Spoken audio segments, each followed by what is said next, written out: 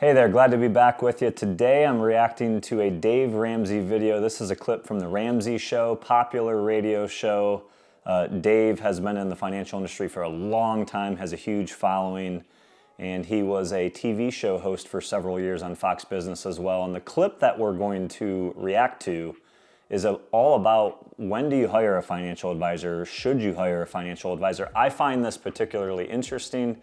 I have been a financial advisor since 2008, and we have worked tirelessly to help our clients make the best decisions that they can for their hard-earned money, trying to help them achieve financial peace of mind when it comes to retirement. So want to jump into today's content. Again, my name is Jarrett. For those of you who don't know me, financial advisor with W.A. Smith Financial. Let's get right to it.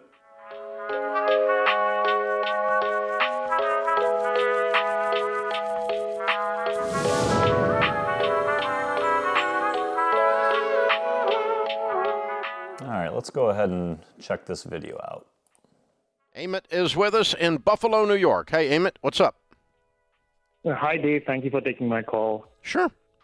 How can we help? So I had a question about finances. So I'll explain the situation. Me and my wife were both residents. My wife graduated residency last year. I'll be graduating this year.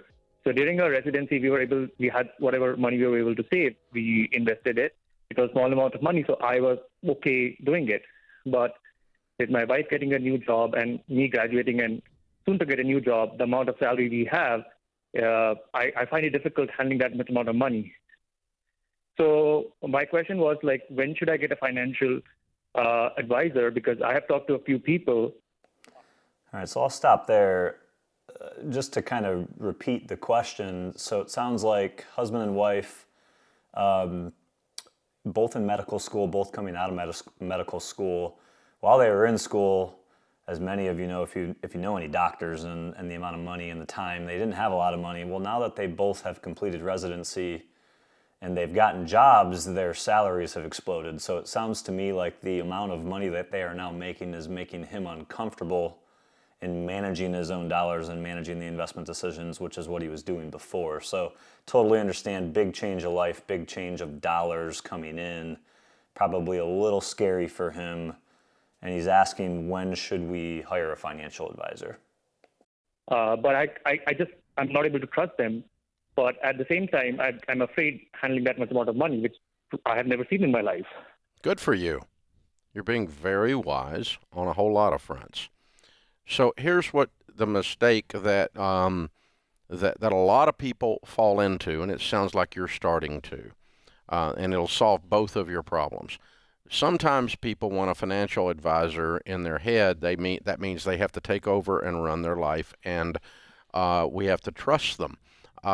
Instead, I use a financial broker to do investments with, but I make the decisions. And the way I'm... Okay, so Dave basically said, hey, sometimes we need, or we convince ourselves for that matter, that we need a financial advisor to help us make decisions, maybe control the financial picture, while instead he uses a financial broker, uses the term broker instead of financial advisor to help him make decisions. So we actually have a video about this where we talk about the different types of advisors on our channel. And to be honest with you, there are a lot of different types of financial professionals. There's insurance salesmen, there's brokers, there's bankers, there's investment advisors, there's people that are held to a fiduciary standard, some that are not held to a fiduciary standard. So this can be a very difficult world to navigate. It really can. Not all financial advisors are the same. We don't all do the same type of work. We don't all provide the same type of advice.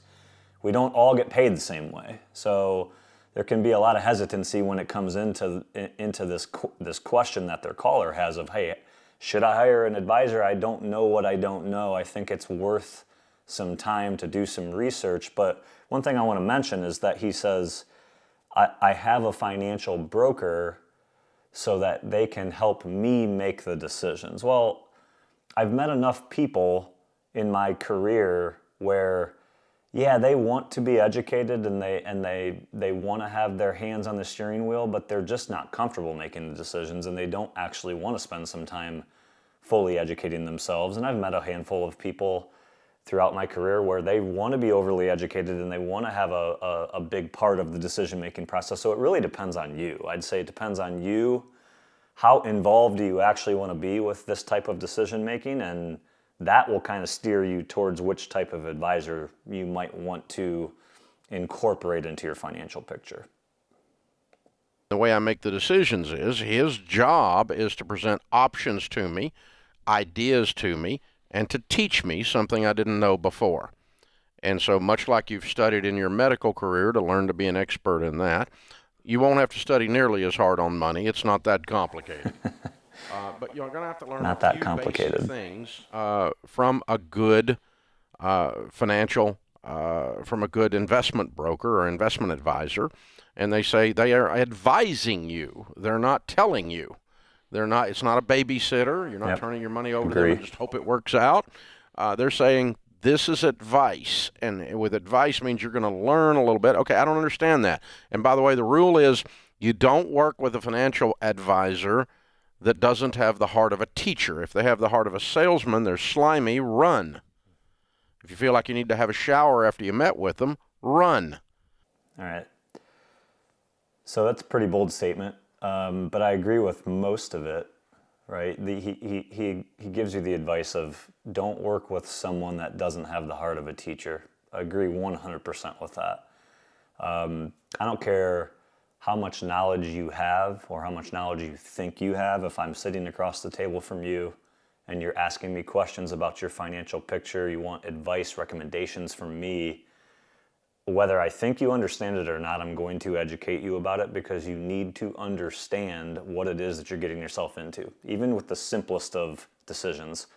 So he's on to something there, right? If you are meeting with somebody and they're giving you advice and you're considering hiring them for some capacity of your financial relationship and they don't want to teach you and they don't want to answer your questions, whether they're simple questions or they're extremely complicated questions, that's usually not a good sign. You want to have someone that will be patient enough with you so that not only do I feel like you understand what it is that I'm telling you to do, but that you actually understand it and that you're comfortable with my explanation. I think that's an extremely important point of any financial relationship. You can kind of feel, as he says, a little dirty, a little slimy if you're really truly sitting across the table from a salesman. I mean, it kind of shines through in most cases, and usually if you get that weird vibe, I don't know that you need to run away, but I think you need to really check hard on whether or not that's the right fit for you as you continue said conversation. And the other rule is don't put money in anything you don't understand. And then you don't end up with being one of those broke doctors. And broke doctors there's more of those than there are broke musicians. Right, that's what my fear is. I wonder if there's a source for that stat. Have doctoritis, you know. They do. So that's what I'm afraid about. That I'll squander the money that I earned, and that's why I'm looking for a financial advisor. But at the same time, I have talked to a few people, and I just have difficulty trusting them with my money. Yeah, you don't trust them with your money. You trust them to teach you because you trust you. Yeah. All right, I'll stop there.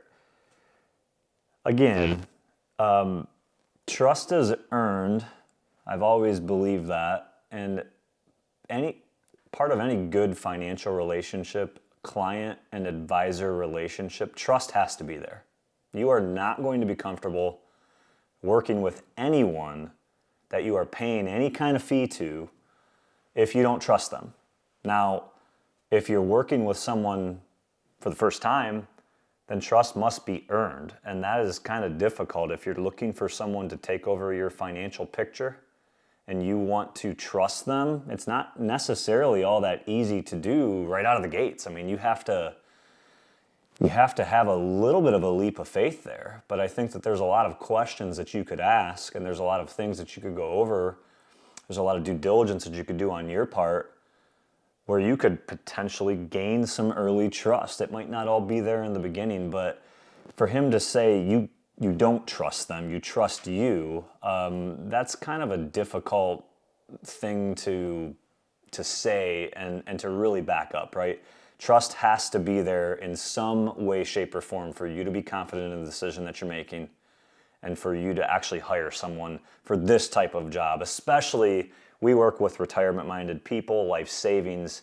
Those are big-time decisions. Those are really, really important decisions. You must have a little bit of trust there. So it's kind of your job to work towards that trust, especially in those first few meetings that you have with someone, if in fact you're interviewing them for the job of your financial advisor. Yes. Right. And you must trust what Dave just told you. Let's just rewind what he said. You should be writing this down going, okay, wait a second, I'm in control. If the financial advisor gets frustrated with you and they don't want to teach you and explain the questions that you've got, you don't understand the financial move that Dave said, then don't do it. And you get to interview several people. You need to be meeting with some SmartVestor pros. Yeah, click RamseySolutions.com. Click SmartVestor at RamseySolutions.com, and that'll help you line up with someone that has the heart of a teacher. Yeah. Now, here's the other thing. All right, so SmartVestor, their advice there is you need to work with a SmartVestor Pro. So what's SmartVestor Pro? Well, let's dive into that program a little bit. SmartVestor Pro, at its easiest explanation, is if you're a financial professional and you're willing to pay a fee, you can sign up to be a SmartVestor Pro. And Dave Ramsey's organization, they do a lot of vetting and they do some code of ethics and code of conduct type of stuff with you, and they determine whether they're going to let you on their program. And in return for the fee that you pay to be on that program, you can receive potential clients, or what you might call a lead, from their program that you could, maybe get some business from, have one of those people become a client of yours. And so I find it interesting. We talk a lot about being a fiduciary. We are a fiduciary to our clients, and that is putting our clients' best interest before our own when we make them a financial recommendation or when we give them advice. To me, it was interesting when I looked at that program a little bit that you are not required to be a fiduciary to be a SmartVestor Pro. Now, if you follow Dave Ramsey, he's been vocal about the idea of a fiduciary over the last several years, and you can go research that for yourself. But I would just say be leery and be a little careful with these types of programs when they tell you to go to a website and put your information in to be paired up with an advisor, a trusted advisor, a SmartVestor Pro. More times than not, those are paid to be in programs. We could probably go and sign up and be a SmartVestor Pro and have Dave Ramsey type of leads come our way. I don't know that that's the way you want to make your final decision. A lot of Dave Ramsey's teaching is fairly aggressive and it's very unique, and that might not fit every type of client that hears his radio show or takes that advice. So take things into your own hands, and I'm not saying at all don't meet with a SmartVestor Pro. I'm sure there's a ton of really great advisors in that program, but that isn't necessarily the right way to go find a financial advisor that will fit you the best. I don't want to squander my money, you said. Now, let me make sure. You mean you don't want to make a bad investment that you didn't understand and lose the money. Is that what you mean? Correct, yes. Okay. Not squander it like I'm going to overspend and be undisciplined. Oh, no. No. Both of us are quite frugal. Okay. So I'm not worried about that. I'm worried about, if I put it in the wrong investment and I lose that money. Yeah, exactly. He's worried about making the decisions. And you were not saying this, but just for the sake of our audience, sometimes I run into someone who comes into a lot of money, and sometimes someone who's very young, for instance, in the music world, we're in Nashville, they become very popular and they got a lot of money. All of a sudden, they don't have the maturity to control. So I'll stop there. I'm stuck on that. The caller restated that he's worried about making the wrong investment decision. I'm thinking about a doctor. I know a few, and I know that they work a ton of hours. Dave's teaching is you can learn this stuff. It's not that complicated. I disagree with that. I think that there are aspects of this business that are simple, and of this industry and making financial decisions that are simple, and I think that there are a lot of decisions that are extremely complex and not exactly the easiest types of things for the normal person who doesn't follow investing or doesn't spend a lot of time learning it to understand. So I think a better question there would be, well, are you interested in learning it? Do you think you have the time to learn it? Or are you really looking for someone that can help you feel confident in the recommendations that they give you? I think a lot of times people that come in and sit down with us at W.A. Smith, the vast majority of our clients, they really don't want to spend their days and their time and their hours educating themselves and doing research and signing up for newsletters. A lot of them just want to live their life. They just want to focus on their life, and they don't want to worry about their money. And so I think, again, it depends on you. If this is something that you like to do, if you have a hobby, then by all means, maybe the type of advice that they're giving here is a good takeaway. But for a lot of other people, that isn't on their bucket list to be a savvy investor pro in retirement and handle their accounts on their own. They want to focus on other things. So I think that plays a part in this decision-making process. The situation, and no one can give you that. That's called growing up, but you've already got that, obviously. Okay, so we're frugal, we're not going to overspend, we're not going to do something stupid, but you don't want someone, like I've heard people say stuff like, well, I called my financial advisor and he told me I couldn't buy a car. Well, it's not his job to tell me whether I can buy a car or not. I'm going to decide if I'm going to buy a freaking car. I put the money in the dadgum account. I can decide. I'm a big boy. I can decide. I'm a grown man. Passionate I can about look at that, the isn't he? numbers and go, I can afford this car, can't afford this car. I don't need to ask someone's permission to do crap with my money. That's right. And so that's when you handed it over and somehow you've gotten someone who's babysitting you. And that is not what you do. That's how people get screwed. That's how they lose. I'm not sure that that's how people get screwed. I think Dave is very passionate about maintaining full and total control of your financial decision-making process. And I don't necessarily disagree with that. But I'd be lying to you if I said that I don't have clients who call me a couple times a year to discuss decisions related to their money, like buying a car.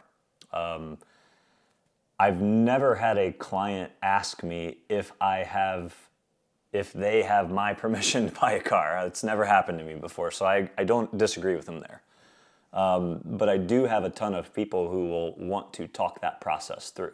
And it seems like an easy process, but for retirees sometimes that are on a fixed income or on a budget in their retirement, they don't want to make mistakes that would lead to pain down the road for making purchases that they maybe shouldn't have made, or if they make the wrong decision with said purchase, then yeah, that's the type of thing that a good financial advisor should be able to help you navigate. That should be something that they're willing to help you, make the right decision with and give you the pros and the cons and the ins and the outs of it. So I don't know that you're going to get screwed by having somebody that controls the money for you. I just think you need to understand, is that the type of relationship that you want? Because if that's the type of relationship you want, you can find a financial advisor that will be very strict and very stringent and very controlling with your money. But that's, again, it's up to you.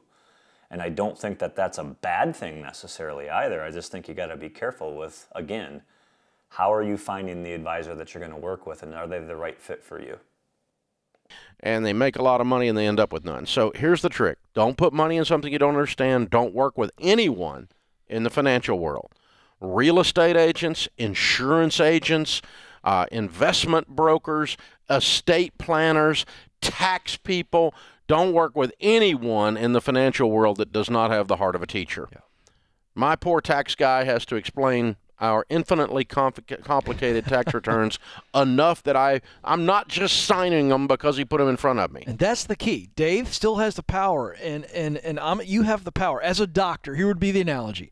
I'm sure you've had somebody show you how to use a medical device before, and you don't use it on a patient until you know that you know how to use it, and you have the same control. I'm not going to do that until I understand how to use it. Competence. You are in control here. You're not giving over any Again, control. I agree with this advice. Spirit. Like, don't Again, do it if there you should don't not be a understand spirit of it. Fear here.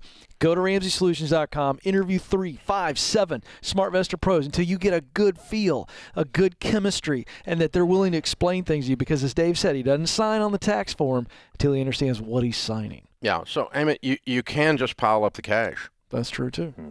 If that's all you understand, until you understand. Okay, I'm going to stop it here. That's about the end of the video. So, synopsis. Listen, Dave's program is all about teaching you how to make better decisions. He has a program that you can follow. It's a class, it's a course.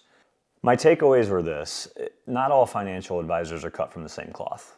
And in certain aspects of that video, he loops us all into one place.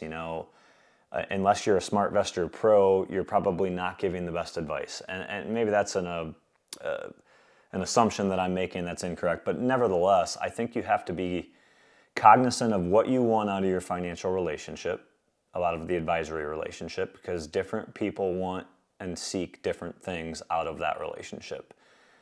We all have different levels of knowledge, we all have different levels of confidence, we all have different levels of expertise when it comes to this, and we have different goals and objectives.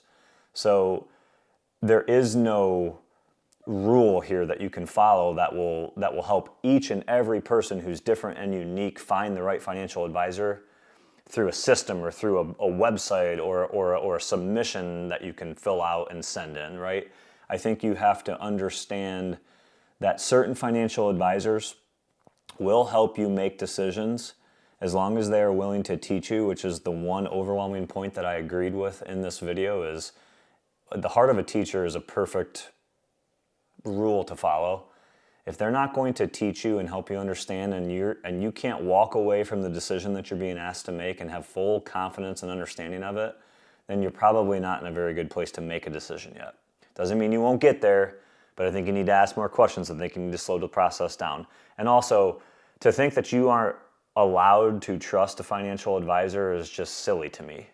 You have to trust a financial professional, even if you're the one making the shots, because then you have to trust that they are giving you good advice that you then can make your own decision on. So trust has to be established at some point. And yes, it must be earned, but there are things that you can do in the interview process and the questions that you ask and the vetting out that you do on your own that can help you establish some beginning levels of trust that will make this whole process a lot easier. Hey, so if you have additional questions about this topic, hiring a financial advisor, the differences between the types of financial advisors, how do you go about this? We have an awesome video on our channel that you can check it out. It's on the screen. If you have questions, drop it in the comments below. And for more educational content just like this, subscribe to our page, and we'll see you in the next video.